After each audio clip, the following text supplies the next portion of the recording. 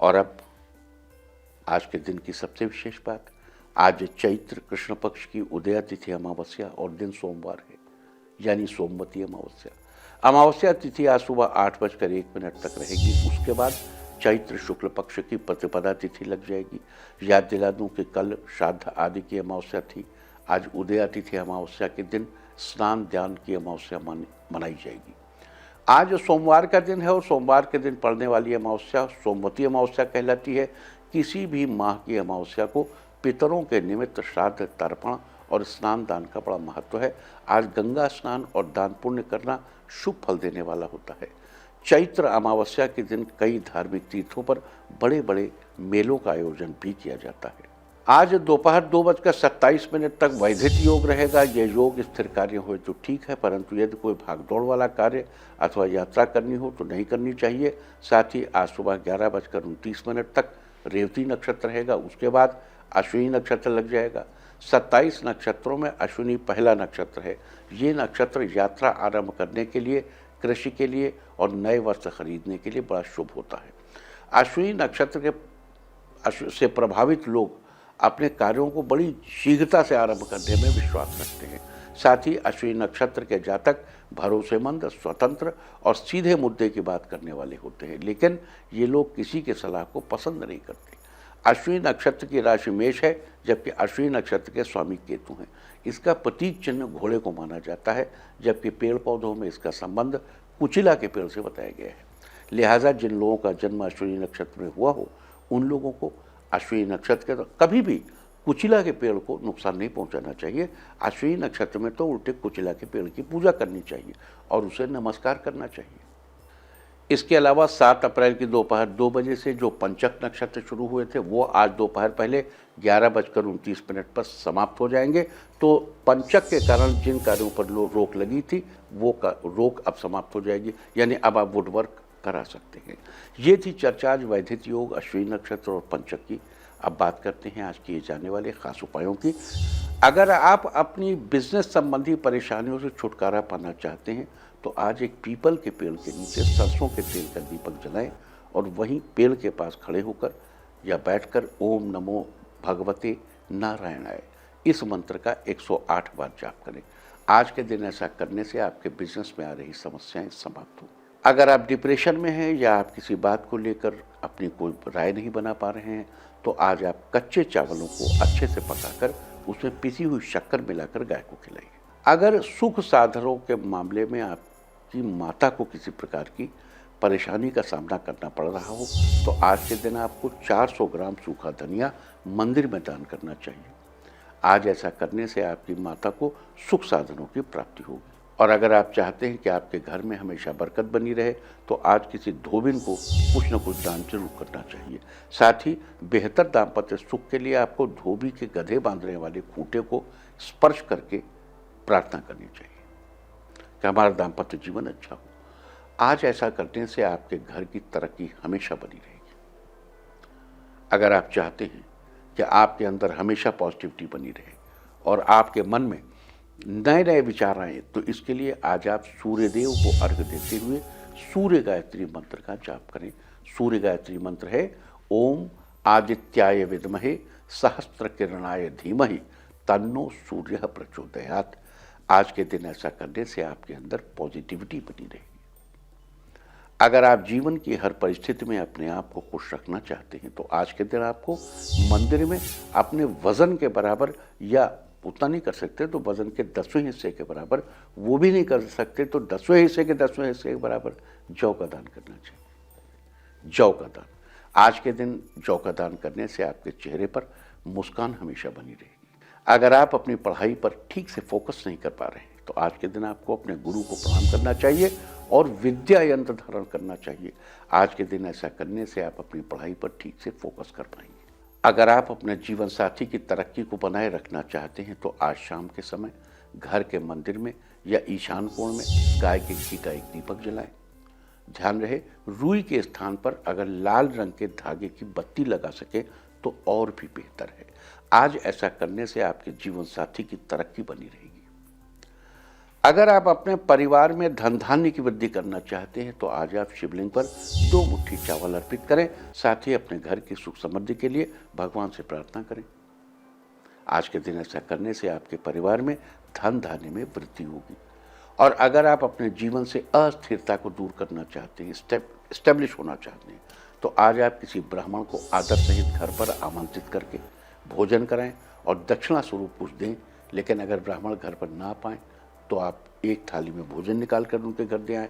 और अगर ब्राह्मण देवता चला हुआ खाना खाने से इनकार करें तो आप उनको कच्चा सीधा एक समय का भोजन के लिए अन्न दे आएँ। आज के दिन ऐसा करने से आपके जीवन से अस्थिरता दूर हो। अगर आप राजनीति में सफलता पाना चाहते हैं या राजनीति से जुड़े अन्य विभाग, देखो ये जो चला हुआ भोजन हमने कहा ना, इस पर ज़रा ध्यान दीजिए कि पुराने ज़माने में चला हुआ भोजन मतलब भोजन जो रसोई घर से बाहर ले आके एक स्थान से दूसरी जगह ले जाएं, ऐसे भोजन को करने से लोग प्रायः इनकार करते थे। वाई? क्योंकि उस समय एयरटाइट जार्स नहीं थे, ऐसी व्यवस्था नहीं थी कि भोजन को आप एक जगह दूसरी जगह ले आ रहे हैं तो उससे हवा न लगने पाए या कोई बैक्टीरिया, कोई इन्फेक्शन ना होने पाए, उससे सुरक्षा के साधन कम थे। इसलिए ऐसा कहा जाता था कि जो भोजन का मूवमेंट हो गया है, जो रसोई से बाहर आ गया है, मतलब it was all about hygiene. अगर आप राजनीति में सफलता पाना चाहते हैं तो राजनीति से जुड़े किसी अन्य विभाग में अपना काम निकलवाना चाहते हैं तो आज आप शिव जी के इस मंत्र का 11 बार जप करें। मंत्र है ओम शं शिवाय शं ओम नमः। आज इस मंत्र का 11 बार जप करने से आपको राजनीतिक में सफलता प्राप्त होगी। अगर आप समाज में अपना वर्चस्व स्थापित करना चाहते हैं तो आज आपको अपनी सिस्टर इन लॉ यानी अपनी ननद को या अपने भांजे को कुछ गिफ्ट करना चाहिए। अगर वो आपके पास फिलहाल मौजूद नहीं है तो उनसे कहिए कि वे अपने लिए खुद से कोई गिफ्ट ले लें और बाद में जब आप उनसे मिलिए तो गिफ्ट के पैसे उन्हें दे दिए या ट्रांसफ़र कर दिए। आजकल तो पैसा ट्रांसफ़र करने के 10 तरीके हैं। तो आज के दिन ऐसा करने से समाज में आपका वर्चस्व स्थापित होगा। तो ये थी चर्चा सोमवती अमावस्या के दिन कौन से विशेष उपाय करने चाहिए। आज हमने इसकी चर्चा की है। उम्मीद है कि आप इन उपायों को अपनाकर इनका फायदा जरूर उठाएंगे। इन सब के अलावा आपको ध्यान दिला दूं कि कल से 9 दिनों तक चलने वाली चैत्र नवरात्र की शुरुआत हो जाएगी, जिसमें देवी दुर्गा के अलग अलग 9 रूपों की आराधना की जाती है। बता दूं कि प्रतिपदा तिथि भले ही आज शुरू हो गई है लेकिन कलश स्थापना कल ही की जाएगी। तो कल के दिन कलश स्थापना का सही मुहूर्त क्या है, किस समय कलश स्थापना करनी चाहिए और उसकी सही विधि क्या है, मैं आपको आज ही बता देता हूँ। सबसे पहले घर के उत्तर पूर्वी हिस्से में किसी निर्धारित स्थान की सफाई करके वहाँ पर उत्तर पूर्व कोने में जल छिड़ककर साफ मिट्टी या बालू रखिए। उस मिट्टी या बालू पर जौ की परत बिछाइए। उसके ऊपर पुनः साफ मिट्टी या बालू की साफ परत बिछाइए। उसके बाद जलावशोषण यानी उसके ऊपर जल छिड़कना चाहिए और उसके ऊपर मिट्टी या धातु के कलश की स्थापना करनी चाहिए। कलश को गले तक साफ शुद्ध जल से भरना चाहिए और उस कलश में एक सिक्का डालना चाहिए। अगर संभव हो तो कलश के जल में पवित्र नदियों का जल जरूर मिलाना चाहिए। इसके बाद कलश के मुख पर अपना दाहिना हाथ रखकर गंगे च यमुने चैव गोदावरी सरस्वती नर्मदे सिंधु कावेरी जले अस्मिन् सन्निधिं कुरु। गंगा, यमुना, गोदावरी, सरस्वती, नर्मदा, सिंधु, कावेरी, इन सभी नदियों का जल इस कलश में आ जाए, ऐसा भाव करिए। मंत्र का जप करना चाहिए। अगर मंत्र याद न हो तो बिना मंत्र के ही आप कहिए गंगा, यमुना, कावेरी, गोदावरी, नर्मदा आदि पवित्र नदियों का ध्यान करते हुए उन नदियों के जल का आह्वान उस कलश में करना चाहिए। ऐसा भाव करना चाहिए कि सभी नदियों का जल उस कलश में आ जाए। साथ ही वरुण देवता का आह्वान भी करना चाहिए कि वो उस कलश में अपना स्थान ग्रहण करें। इसके बाद कलश के मुख पर कलावा बांधना चाहिए और एक ढक्कन या परई या दीवाली या मिट्टी की कटोरी, जो भी आप उसे अपनी भाषा में कहते हो, जो आपके पास उपलब्ध हो, उससे कलश को ढक देना चाहिए और उस ढकी हुई कटोरी में जौ भरना चाहिए। अगर जौ न हो तो चावल भी भर सकते हैं, अपना अपना ऑप्शन है। इसके बाद एक जटा वाला नारियल लेकर उसे लाल कपड़े से लपेटकर ऊपर कलावे से बांध दीजिए और उसके बाद बांधे हुए नारियल को जौ या चावल से भरी हुई कटोरी के ऊपर स्थापित कर दीजिए।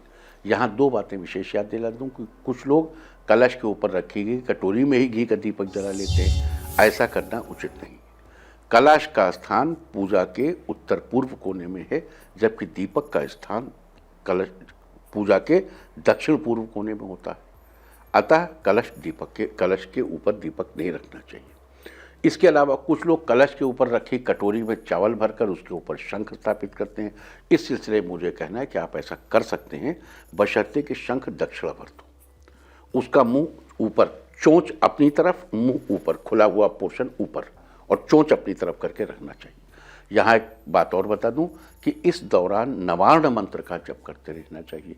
नवार्ण मंत्र है ओम ऐं ह्रीं क्लीं चामुंडाय विच्चे। इस प्रकार सभी चीजें नवार्ण मंत्र से अभिभूत की जानी है।